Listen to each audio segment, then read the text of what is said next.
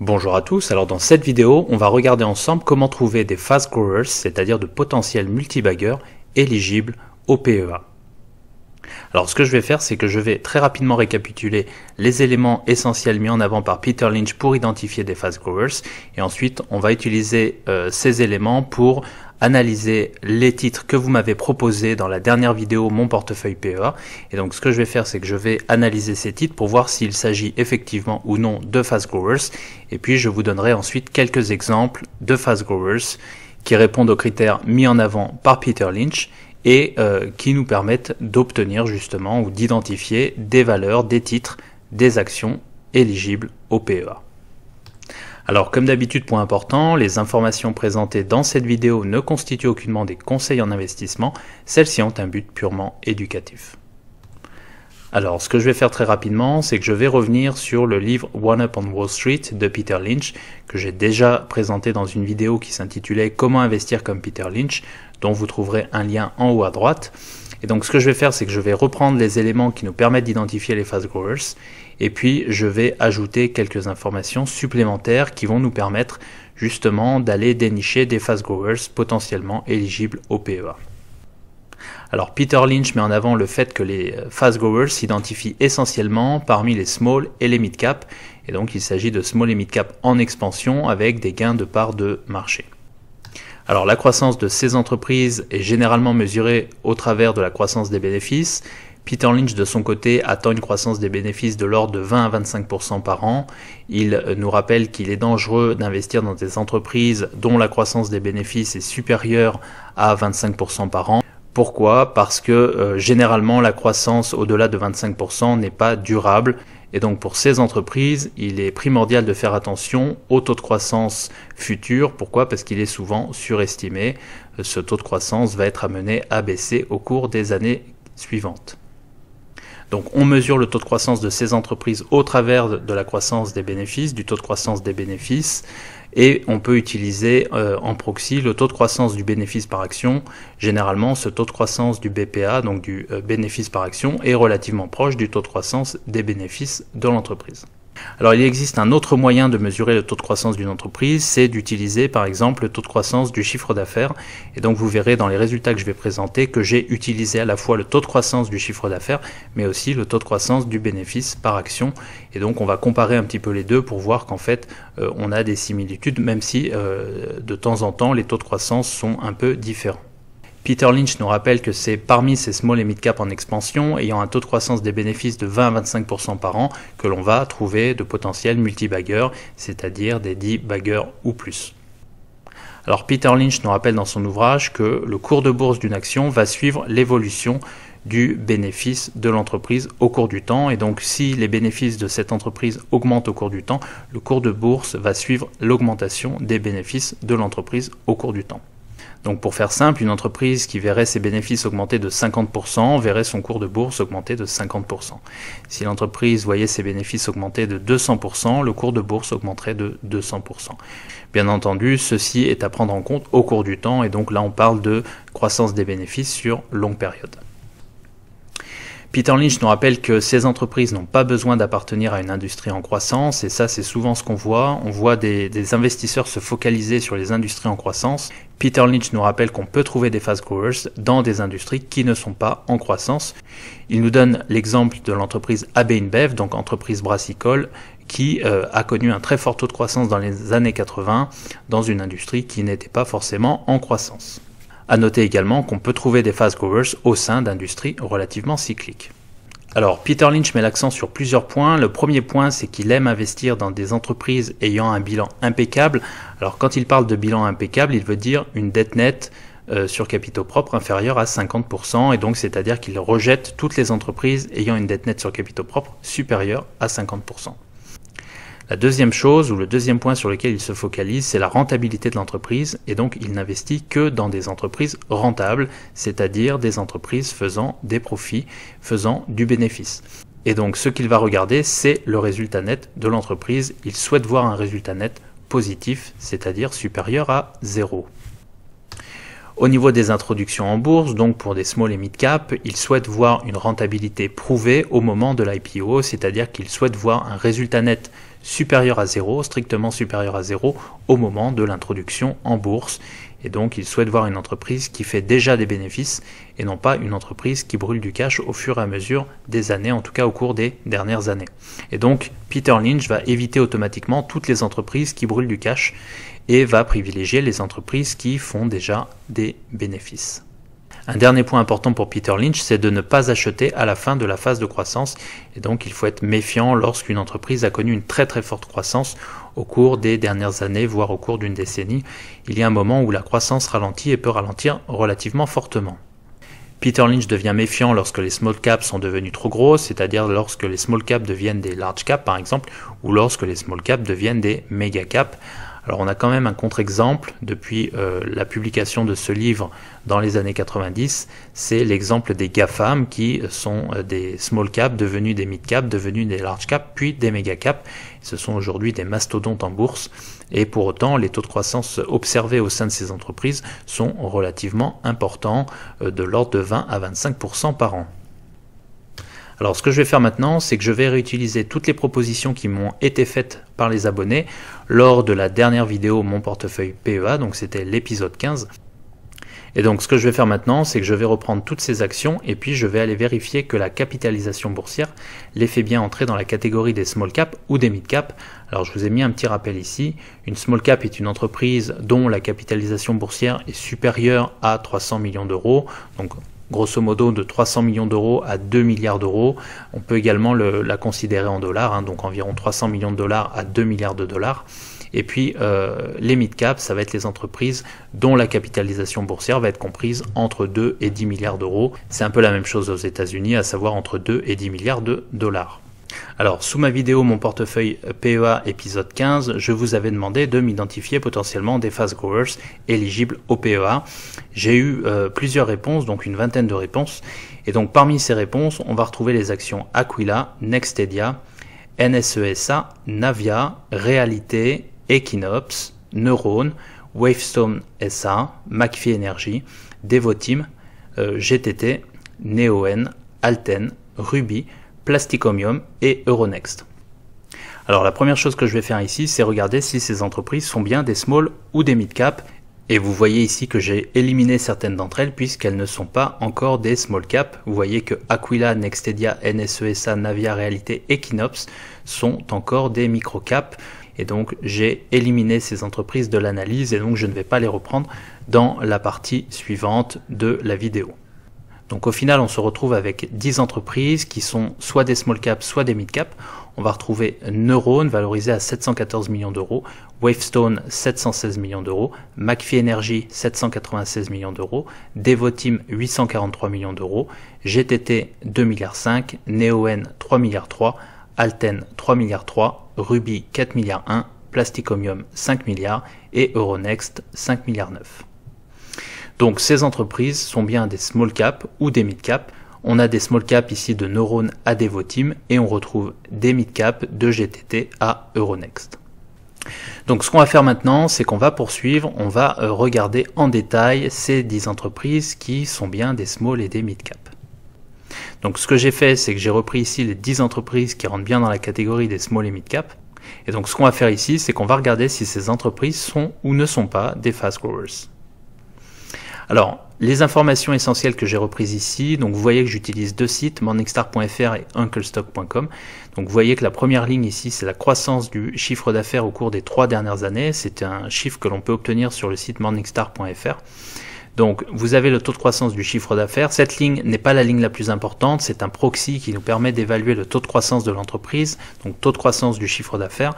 Comme le rappelle Peter Lynch, le point important, ce n'est pas forcément le taux de croissance du chiffre d'affaires, même si c'est une première indication, mais c'est surtout le taux de croissance des bénéfices ou du bénéfice par action. Donc les 3 lignes les plus importantes pour Peter Lynch vont être la croissance des bénéfices, le taux de croissance des bénéfices au cours des 5 dernières années, c'est une moyenne. Ça va être également le ratio dette nette sur capitaux propres. On va vérifier que celui-ci est bien inférieur à 50%. Et puis ça va être la présence d'un résultat net positif, donc d'une rentabilité pour l'entreprise. Et donc ici, on va juste vérifier que le résultat net est strictement supérieur à 0 au cours de la dernière année ou au cours des 3 à 5 dernières années. Après, c'est à chacun de voir un peu ce qu'il souhaite utiliser comme données ici pour vérifier si l'entreprise a un résultat net positif. J'ai également rajouté des informations supplémentaires, à savoir la marge brute moyenne au cours des 5 dernières années et la marge nette moyenne au cours des 5 dernières années, ce qui nous permet de vérifier que l'entreprise a ou n'a pas un avantage compétitif durable à la manière de Warren Buffett. Et donc, à la ligne numéro 2, on a un critère de Peter Lynch. À la ligne numéro 3, critère de Peter Lynch. À la ligne numéro 4 et 5, on a les critères de Warren Buffett pour déterminer si une entreprise a un avantage compétitif durable. Alors, il y a d'autres critères, mais ce sont les deux critères pour moi qui sont les plus importants. Et puis, on a ensuite un nouveau critère de Peter Lynch, la présence d'un résultat net positif. Et puis, j'ai rajouté également deux autres critères importants pour regarder la rentabilité pour un actionnaire, à savoir le return on equity. Donc là c'est pareil, j'utilise la moyenne des 5 dernières années, et également le return on invested capital, donc le ROIC, qui est également une moyenne au cours des 5 dernières années. Et donc il me semble qu'avec tous ces éléments, on est en mesure de savoir si ces entreprises sont des fast growers ou non, et également de savoir si ces entreprises ont un avantage compétitif durable à la Warren Buffett. Alors, on commence par la première entreprise, Neuron. On voit que le taux de croissance du chiffre d'affaires au cours des 3 dernières années est de 4,52% par an. On voit que le taux de croissance du chiffre d'affaires n'est pas très important. Alors, on va vérifier ceci ensuite au niveau du taux de croissance des bénéfices. Donc, à 5 ans, on prend la moyenne et là, on voit que le taux de croissance est de 7,85%. Donc, on est très loin des 20-25% mis en avant par Peter Lynch. Et donc, on peut en conclure que cette entreprise n'est pas un fast grower au sens de Peter Lynch. On note que le ratio dette nette sur capitaux propres est négatif, ce qui veut dire que l'entreprise n'a pas de dette, mais a une trésorerie excédentaire, ce qui est très bien. Ça, c'est un bon point pour l'entreprise Neuron. On regarde ensuite les marges brutes et marges nettes. Je vous rappelle que pour Warren Buffett, une entreprise possède un avantage compétitif durable si la marge brute est strictement supérieure à 40% et si la marge nette est strictement supérieure à 20%. Pour des entreprises françaises ou européennes, on peut se satisfaire d'une marge nette supérieure à 10%. Ici, pour l'entreprise Neuron, on voit que la marge brute est strictement supérieure à 40%, à 51,34%, donc avantage compétitif a priori, mais cet avantage compétitif a priori n'est pas confirmé au niveau de la marge nette qui est inférieure à 10%. L'entreprise possède un résultat net strictement supérieur à 0, donc ça c'est bon, en tout cas c'est un critère de Peter Lynch qui est respecté. Donc ici vous voyez qu'on a deux critères qui sont respectés, les deux critères de Peter Lynch, à savoir que l'entreprise a un ratio dette nette sur capitaux propres inférieur à 50%, c'est le cas ici, et que l'entreprise fait du bénéfice, donc fait des profits, puisque son résultat net est strictement supérieur à 0. On a deux critères qui sont respectés, mais le critère essentiel qui est le taux de croissance des bénéfices de 20 à 25% par an, lui n'est pas respecté, ce qui veut dire au final que Neuron n'est pas un fast grower au sens de Peter Lynch. On remarque toutefois que le ROE est de 10,7%, donc c'est un return on equity, un rendement sur capitaux propres tout à fait correct. On note également que le ROIC ici est de 22, donc on a ici un ROIC qui est supérieur au ROE. Je pense que c'est dû au fait que le ratio dette nette sur capitaux propres soit négatif, ce serait à vérifier. Ici, généralement, je vous rappelle que le ROE est supérieur au ROIC, puisqu'en fait la différence se joue au niveau de la dette, c'est-à-dire qu'une entreprise qui n'aurait pas de dette verrait son ROE identique à son ROIC. Je pense qu'ici, dans le cas de Neuron, c'est le fait que la dette nette sur capitaux propres soit négative. Bien entendu, c'est à vérifier. S'il y a des comptables parmi nous, vous pouvez nous laisser un message sous la vidéo.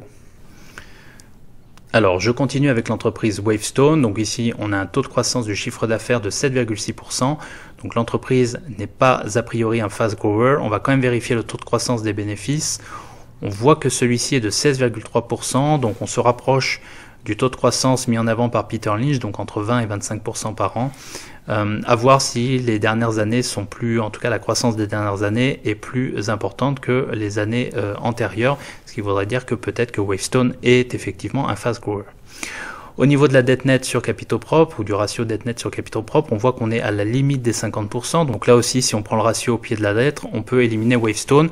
Bien entendu, à 50,9%, on peut considérer qu'on n'est pas loin des 50% mis en avant par Peter Lynch. La marge brute est de 46,8%, ce qui veut dire que Wavestone possède a priori un avantage compétitif durable.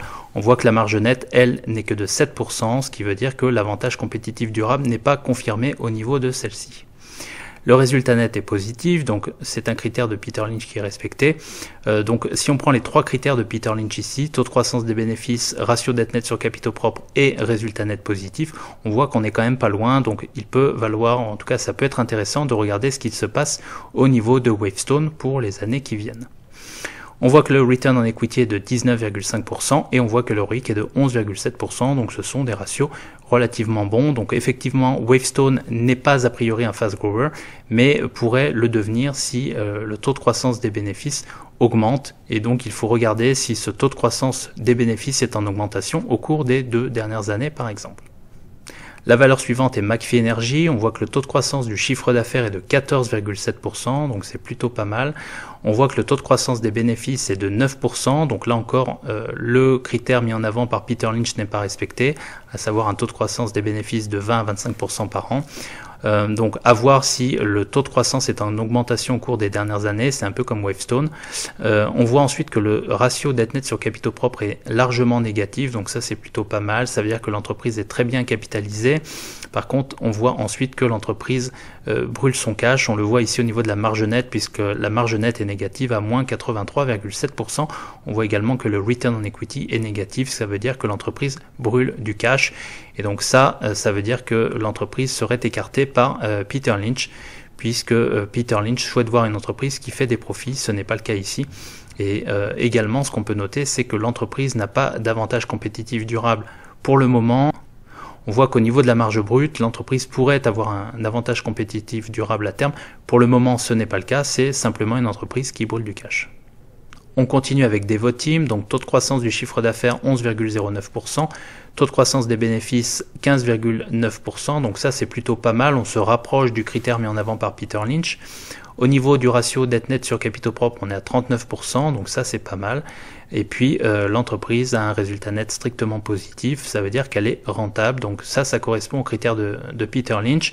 On n'est pas loin au niveau du taux de croissance des bénéfices, donc encore une fois, il faudrait regarder si les 2 dernières années, ou en tout cas si au cours des 2 dernières années, le taux de croissance a été relativement important et peut-être en augmentation, auquel cas Devoteam pourrait être considéré comme un fast grower ou un fast grower en devenir. On note également que le return on equity est de 20% au cours des 5 dernières années, donc ça c'est un return on equity relativement important qui pourrait permettre à l'entreprise d'être un fast grower effectivement. Quand on regarde les critères de Warren Buffett, donc pour voir si l'entreprise a un avantage compétitif durable, on voit que la marge brute n'est que de 26% et la marge nette de 6%, donc ça c'est pas terrible, ça veut dire que l'entreprise évolue dans un secteur extrêmement compétitif. On continue avec GTT, donc taux de croissance du chiffre d'affaires de 7% par an en moyenne au cours des 3 dernières années, taux de croissance des bénéfices de 11% au cours des 5 dernières années. C'est correct, mais on n'est pas encore au niveau des 20-25% mis en avant par Peter Lynch. Le ratio dette nette sur capitaux propres est largement négatif, ça c'est une bonne chose. On voit par ailleurs que l'entreprise a un résultat net strictement positif, ce qui veut dire que l'entreprise ne brûle pas son cash, mais que l'entreprise est capable de faire des profits. Au niveau de l'avantage compétitif durable, on voit que la marge brute à 5 ans est de 97%, ce qui est totalement énorme, et on voit également que la marge nette à 5 ans est de 52%, ce qui veut dire que GTT possède un avantage compétitif durable au sens de Warren Buffett, ce qui veut dire également qu'au niveau des critères de Peter Lynch, on est un peu loin au niveau du taux de croissance des bénéfices. Pour autant, tous les taux qui sont ici, en tout cas tous les ratios qui sont ici, sont extrêmement jolis à regarder. Donc GTT est potentiellement un fast grower. Même si au niveau du taux de croissance des bénéfices, on n'est pas tout à fait au niveau attendu par Peter Lynch. On continue avec Neoen. Neoen, taux de croissance du chiffre d'affaires de quasiment 29% par an, ça c'est très important. Taux de croissance des bénéfices au cours des 5 dernières années, 70%, c'est totalement énorme. Et là, pour la première fois, le taux de croissance attendu par Peter Lynch est respecté, donc entre 20 et 25%. Peter Lynch nous prévient qu'au-delà de 25%, le taux de croissance des bénéfices n'est pas soutenable, ce qui veut dire qu'on devrait attendre une baisse, ou en tout cas on peut anticiper une baisse du taux de croissance des bénéfices de Neoen au cours des prochaines années. Au niveau du ratio dette nette sur capitaux propres, par contre, on voit ici que celui-ci est extrêmement mauvais puisque ce ratio est de 346% et on est très loin de la limite imposée par Peter Lynch qui s'imposait lui-même une limite autour de 50%. Et donc on a un ratio dette nette sur capitaux propres qui nous indique que l'entreprise Neoen est extrêmement endettée. Le résultat net de l'entreprise est positif, donc on a 2 critères qui sont respectés, mais le ratio dette nette sur capitaux propres nous inviterait à rejeter l'entreprise et donc à ne pas la considérer comme un fast grower, ou en tout cas dans lequel on peut investir pour le moment. On note que la marge brute est de 94%, la marge nette de 7%, ce qui veut dire que l'entreprise a un avantage compétitif a priori, avantage compétitif durable a priori, mais pas forcément d'avantage compétitif au niveau de la marge nette. Ça veut dire aussi que si l'entreprise parvient à se désendetter et à maintenir un taux de croissance relativement élevé, elle devrait avoir à terme un avantage compétitif durable. On note cependant que le return on equity est relativement faible et que le ROIC est relativement faible. On peut penser ici qu'on a eu du cash burn au cours des années antérieures. On poursuit avec Alten, donc taux de croissance 14,4%, taux de croissance des bénéfices moins 2,16%, donc Alten n'est clairement pas un fast grower, en tout cas pas à ce stade. Ratio dette nette sur capitaux propres de 17%, donc ça c'est plutôt correct, puisqu'on est en dessous des 50%. On voit ensuite que la marge brute à 5 ans est de 19% et la marge nette à 5 ans est de 5%, ce qui veut dire qu'Alten n'est pas une entreprise ayant un avantage compétitif durable.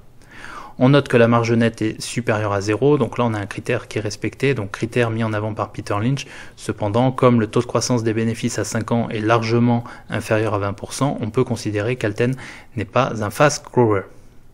On note cependant que le ROE est de 12% et que le ROIC est de 11%, 11,5%, et donc que l'entreprise en tout cas propose une rentabilité correcte à ses actionnaires. Allez, on continue avec Ruby, donc taux de croissance du chiffre d'affaires 20%, taux de croissance des bénéfices 6,7%, donc clairement Ruby n'est pas un fast grower, on est trop loin du seuil des 20%. Ratio dette nette sur capitaux propres de 14,6%, donc ça c'est très bien, et résultat net positif, ça c'est très bien également. Au niveau de la marge brute, on est à 27% et on est à 6% au niveau de la marge nette, ce qui veut dire que Ruby n'a pas d'avantage compétitif durable au sens de Warren Buffett. Au niveau du return on equity, on est à 13% et au niveau du ROIC, on est à 8,4%, donc c'est tout à fait correct. Pour autant, en raison du fait que l'entreprise n'ait pas un taux de croissance proche de 20%, on peut considérer que Ruby n'est pas un fast grower. Allez, on poursuit avec Plastic Omnium, donc taux de croissance du chiffre d'affaires 1,4%. Donc là, a priori, Plastic Omnium n'est clairement pas un fast grower. C'est confirmé ici au niveau de la croissance des bénéfices, puisqu'on voit que celle-ci est négative de moins 24% au cours des 5 dernières années, donc en moyenne au cours des 5 dernières années, donc ça c'est vraiment pas bien. En tout cas, ça nous indique clairement que Plastic Omnium n'est pas un fast grower. On voit également que le ratio dette nette sur capitaux propres est de 89,2%. Là, clairement, ça veut dire que Peter Lynch rejetterait cette entreprise et ne la rentrerait pas en portefeuille. Donc, non seulement ce n'est pas un fast grower, mais en plus, le ratio dette nette sur capitaux propres est relativement important. On voit également que le résultat net est inférieur à 0, ce qui veut dire que c'est une entreprise cyclique. Donc, clairement, ici, ce n'est pas un fast grower, c'est une entreprise cyclique qui n'est pas capable de générer des profits et donc qui serait automatiquement écartée par Peter Lynch. Au niveau de la marge brute, on est à 12,9% et au niveau de la marge nette, on est à 3%, ce qui veut dire que Plastic Omnium ne possède pas d'avantage compétitif durable au sens de Warren Buffett. On note cependant que le return on equity est de 15% et que le ROIC est de 8,6%, donc ça c'est tout à fait correct.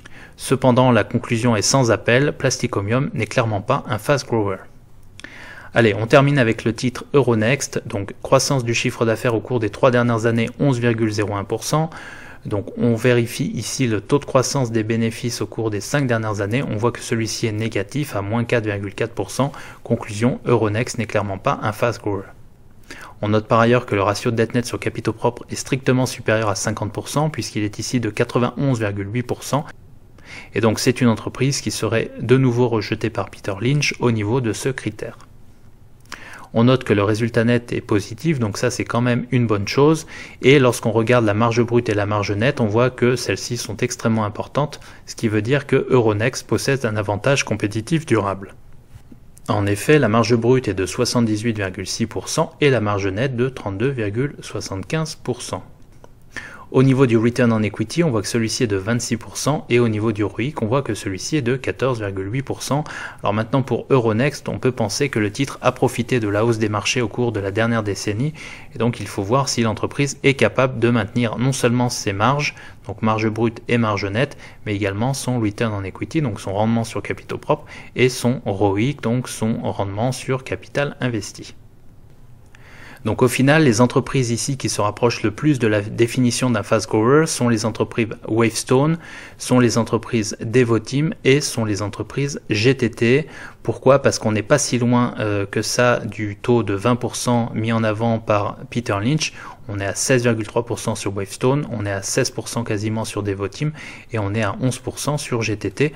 On voit également que les autres critères sont soit quasiment respecté puisqu'on est à 50,9% sur Wavestone au lieu de 50%.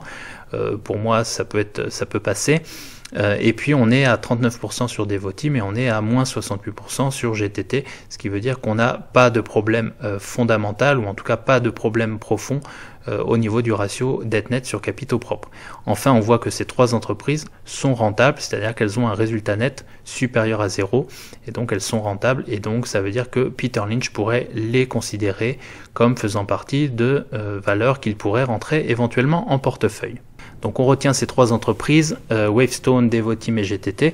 Pour autant, on n'oublie pas le fait que ce ne sont pas totalement des fast growers au sens de Peter Lynch. Donc ce que je vais faire maintenant, c'est que je vais vous donner des exemples de fast growers et donc d'exemples d'actions qui sont éligibles au PEA. J'en ai trouvé 4. Bien entendu, si en faisant vos recherches, vous avez trouvé d'autres actions, n'hésitez pas à les mettre dans vos commentaires sous la vidéo. Donc la première entreprise que j'ai trouvée, c'est Adyen. On voit que le taux de croissance du chiffre d'affaires au cours des 3 dernières années est de 59%, le taux de croissance des bénéfices au cours des 5 dernières années est de 38,7%, ce qui est totalement énorme. On voit que le ratio dette nette sur capitaux propres est de moins 27,8%, c'est magnifique. On voit que le résultat net est positif et on voit un ROE de 23% pour un ROIC de 73%. Comme je l'ai expliqué tout à l'heure, probablement que le ROIC élevé s'explique ici par un ratio dette nette sur capitaux propres négatif. Le deuxième fast grower éligible au PEA au moment où je tourne la vidéo, donc en 2021, c'est Sartorius Stedim, avec un taux de croissance du chiffre d'affaires au cours des 3 dernières années de 20,89%. On note que le taux de croissance des bénéfices au cours des 5 dernières années est de 24,8% et que le ratio dette nette sur capitaux propres est de 40,1%. Donc les critères de Peter Lynch sont ici respectés, tout comme le critère de rentabilité, à savoir que le résultat net est strictement supérieur à 0. On note par ailleurs que Sartorius Stedim possède un avantage compétitif durable au sens de Warren Buffett, puisque la marge brute au cours des 5 dernières années est de 51,9% et la marge nette au cours des 5 dernières années est de 16,93%. Le return on equity est de 22,58% et le ROIC est de 18,78%. C'est une très belle valeur. Alors bien entendu ici je vous présente des fast growers. Maintenant il faut quand même regarder les ratios de valorisation pour savoir si ces valeurs sont à un prix intéressant ou non. Alors dans cette liste, on va également retrouver ASML Holding, donc coté aux Pays-Bas, comme Adyen, avec un taux de croissance du chiffre d'affaires au cours des 3 dernières années de 15,58%, un taux de croissance des bénéfices de 21,42%, donc on est bien dans la fourchette 20-25% mise en avant par Peter Lynch, et puis avec un ratio dette nette sur capitaux propres de 33,74%. On voit également que le résultat net est strictement supérieur à 0, donc tous les critères de Peter Lynch sont respectés ici, et lorsqu'on se focalise sur les critères mis en avant par Warren Buffett pour voir si l'entreprise a un avantage compétitif durable, on voit que ASML Holding a bien un avantage compétitif durable avec une marge brute de 46,25% et une marge nette de 24,08%. Alors je l'ai mis en vert ici, pourquoi? Parce que cette marge nette est totalement exceptionnelle. C'est des marges nettes qu'on observe très rarement et donc, notamment au niveau des entreprises européennes. Et donc on a une marge nette ici exceptionnelle avec une entreprise exceptionnelle. Je vais vous montrer ensuite l'évolution du cours de bourse de cette entreprise. Le return on equity est ici de 24,23% et le ROIC est ici de 19,51%. Allez, on termine avec Soitec. Donc Soitec, également un fast grower. Au niveau du taux de croissance du chiffre d'affaires à 3 ans, on est à 34,48%, donc c'est magnifique. Au niveau du taux de croissance des bénéfices à 5 ans, on est à 21,10%, donc très beau taux de croissance des bénéfices. On note que le ratio de dette nette sur capitaux propres est de 48,54%, donc en dessous de la limite des 50% fixés par Peter Lynch. Et puis on voit également que le résultat net est strictement supérieur à 0, donc que l'entreprise est rentable. C'est un critère décisif pour Peter Lynch. Au niveau des marges, on voit que la marge brute est de 34,33% et que la marge nette est de 18,04%. ce qui veut dire que l'entreprise possède un avantage compétitif durable au sens de Warren Buffett. Je vous rappelle que Warren Buffett considère qu'une entreprise possède un avantage compétitif durable lorsque la marge brute est strictement supérieure à 40% et lorsque la marge nette est strictement supérieure à 20%. Donc ça, c'est valable pour les entreprises américaines. De mon côté, je considère qu'une entreprise européenne possède un avantage compétitif durable lorsque la marge nette est supérieure à 10%. C'est le cas ici pour Soitec. Enfin, pour terminer, on note que le return on equity de Soitec est de 21,80% et que le ROIC de Soitec est de 15,74%. Alors, les points essentiels ici, c'est premièrement que effectivement on trouve des fast growers en Europe et des fast growers éligibles au PEA, on les a ici, Adyen, Sartorius, ASML Holding et Soitec. L'autre point à souligner, c'est que parmi ces fast growers, on va trouver des valeurs qui ont des avantages compétitifs durables, donc Sartorius, Tedim et Soitec. Et puis, ce que je vais vous montrer maintenant, c'est que ces valeurs sont bien des multibaggers. Pourquoi? Parce que, comme nous l'explique Peter Lynch, le cours de bourse d'une entreprise va suivre l'évolution des bénéfices de cette entreprise, ce qui veut dire que plus les bénéfices de cette entreprise croient dans le temps, plus le cours de bourse de la même entreprise croît dans le temps. Alors je vous ai mis ici le graphique d'Adyen. On voit que Adyen était coté aux environs de 500 € en juillet 2018. On voit que le cours de bourse a dépassé les 2000 €, donc c'était en 2021, donc début 2021. On voit donc qu'Adyen est un 4-bagger au cours des 2 dernières années. Alors je vous ai mis ici le cours de bourse de Sartorius Tedim Biotech. Il faut se rappeler que Sartorius Tedim Biotech était valorisé à environ 2 € par action en 2009 et qu'elle est désormais valorisée à 359 € par action, ce qui veut dire que Sartorius Tedim Biotech est environ un 175 bagger à l'heure où je parle, en tout cas au moment où je tourne la vidéo. Et donc on voit ici tout l'intérêt de dénicher des fast growers et de les mettre en portefeuille. Pourquoi? Parce que ces fast growers vont permettre au portefeuille de très bien performer au cours du temps.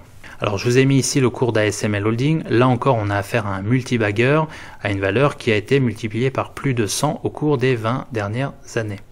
Et enfin je vous ai mis le cours de Soitec. Donc Soitec est un 20 bagger au cours des 5 dernières années. On était ici aux environs des 8 € donc en 2016 et puis on est désormais aux alentours des 163,50 € sur Soitec, ce qui veut dire que l'entreprise a su maintenir sa croissance au cours des dernières années. Elle a notamment bénéficié d'un marché des semi-conducteurs extrêmement favorable au cours de la dernière décennie. Alors un point important ici, c'est que parfois certains fast growers mettent du temps à émerger. Ça veut dire que certaines entreprises sont prometteuses et puis finalement les choses ont du mal à s'enclencher. Donc les entreprises prometteuses voient leur cours de bourse rechuter. Pour autant, malgré des débuts chaotiques, il arrive parfois que ces entreprises parviennent à atteindre leur potentiel de croissance. Ça a été le cas avec Soitec, ce sera forcément le cas avec d'autres entreprises. Donc pour conclure cette vidéo, je dirais que l'idée est très simple. L'idée est d'avoir des fast growers en portefeuille. Bien entendu, l'idée n'est pas d'entrer ces fast growers à n'importe quel prix. Et donc il est important de regarder les ratios de valorisation. J'en ai pas parlé dans la vidéo, mais bien entendu, il faut faire le travail de valorisation avant d'investir dans une action. Et puis de laisser potentiellement ces fast growers croître au cours du temps. On gardera à l'esprit que la croissance d'une entreprise joue toujours en faveur de l'investisseur, c'est-à-dire que si l'investisseur paye légèrement trop cher son action, la croissance va faire en sorte que celui-ci retrouve, en tout cas celle-ci, cette action, retrouve son prix initial relativement rapidement. Alors ça peut prendre 1 an ou 2 ans lorsqu'on a surpayé une action. En attendant, tant que le taux de croissance reste élevé, le cours de bourse de celle-ci va continuer à évoluer favorablement au cours du temps. Voilà, j'espère que cette vidéo vous a plu. Si c'est le cas, n'hésitez pas à mettre un pouce bleu. Si vous ne l'avez pas encore fait, je vous invite à vous abonner à la chaîne. Et en attendant, je vous dis à très bientôt pour de nouvelles vidéos. Allez, merci.